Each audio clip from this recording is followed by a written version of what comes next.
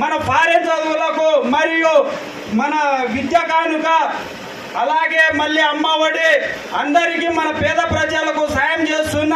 జగన్మోహన్ రెడ్డి గారికి అలాగే మన ప్రియతమ నాయకులు కాటసాని రాంభూపాల్ రెడ్డి గారికి మన సమక్షంలో ఉంటూ మన ముందు ఉంటూ మన అందరినీ ముందుకు నడిపిస్తూ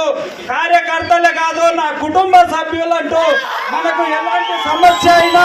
ముందుండి నడిపిస్తున్న మన కాటసాని రాంభూపాల్ రెడ్డి గారికి